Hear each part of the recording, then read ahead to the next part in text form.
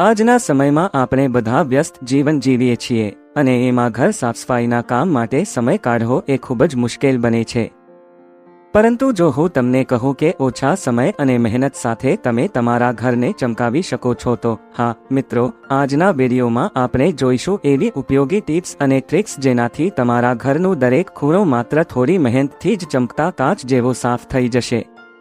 તો ચાલો without wasting એની time શરૂ કરીએ આ ખાસ વિડીયો અને માણીએ કામને સરળ બનાવતી આ ટિપ્સ। લગાતાર નવા અને ઉપયોગી કોન્ટેન્ટ માટે આ ચેનલ લાઇક, શેર અને સબસ્ક્રાઇબ કરવાનું ભૂલશો નહીં। કે પ્રાથમિક તૈયારી, અમુક સાધનો સાથે શરૂઆત કરો।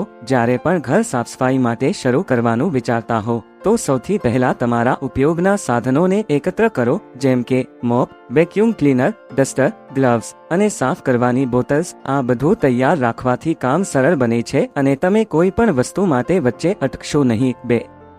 પહેલા ઉપલા સપાટી અને પછી નીચે ધૂળ જમાવાથી બચવા ઘર સાફ કરતા પહેલા હંમેશા ઉપલા સપાટીથી શરૂ કરો અને પછી નીચે તરફ આજો, જેમ કે ફર્નિચર, ફેન અને લાઇટ્સની સાફસફાઈ પહેલા કરો। આ રીતે તમે પહેલાથી સાફ કરેલી જગ્યા પર ફરીથી ધૂળ નહીં પાડો અને સમય પણ બચશે। 3.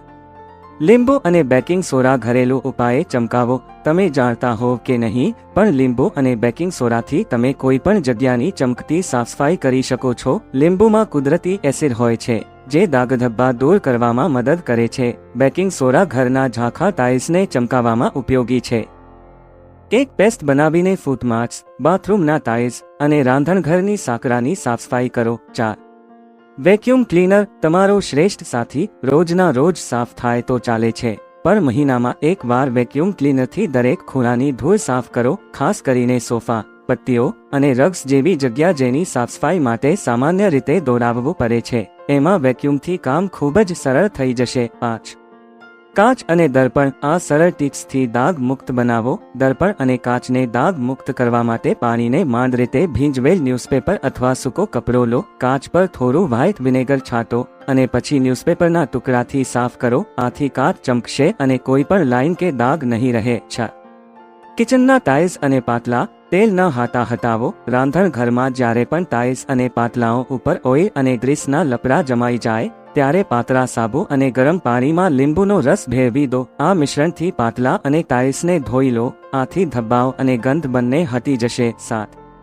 બાથરૂમ અને ટોયલેટ સાફસફાઈ સરળ અને પ્રભાવી ઉપાય। બાથરૂમમાં ખાસ કરીને ટોયલેટના કોણ અને બેઝ પાસે જમાયેલી કાળી ફંગસને સાફ કરવા માટે બેકિંગ સોડા અને વ્હાઇટ વિનેગરની પેસ્ટ લગાવો। થોડીવાર પછી બ્રશથી કટકો ધોઈ લો, તમે જોઈ શકશો કે બાથરૂમ ચમકી રહ્યું છે અને બેક્ટેરિયા મુક્ત છે। 8.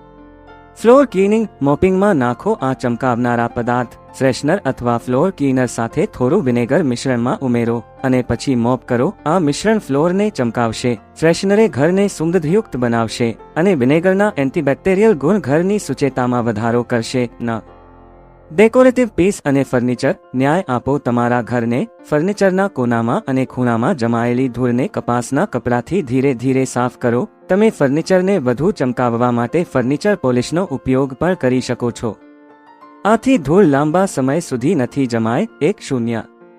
ચમકતી સપાટી માટે રોજની સાફસફાઈ નિયમિત રાખો। ઘરને સાફસૂથરું રાખવું હોય તો દિવસમાં એક વાર લાઇટ ક્લીનિંગ અને મહિનામાં એક વાર ડીપ ક્લીનિંગ કરવું જરૂરી છે। રોજના નાના કામોથી ઘર નિયમિત સાફ રહે છે અને તમારી મહેનત પણ ઓછામાં ઓછું થઈ જાય છે। આવી રીતે રોજના કાર્યોમાં થોડો સમય કાઢીને અને સાવધાનીથી સાફસફાઈ કરીએ તો ઓછા સમયમાં, ઓછી મહેનતમાં અને ઓછા ખર્ચે આપણું ઘર ચમકતું રહી શકે છે।